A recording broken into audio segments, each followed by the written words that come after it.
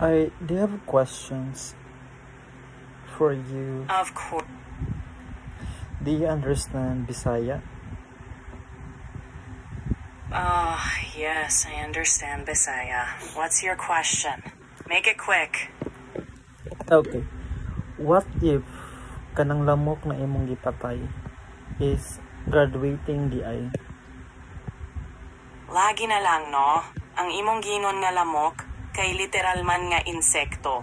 Pero kung imo nang pasabot kay something annoying or a problem, kinahanglan nimo i-explain og maayo. Unsay imong pangutana about ana? Gisapot ka? Ambot lang nimo. Kung unsay imong klarong pangutana, ipakita dayon. Mura maggisapot ka, uy.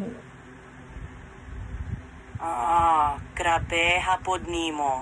Ayaw paglibog. Klaroha lang imong pangutana para masabtan ti ka. Sige na ayo, katulog na diha, babay.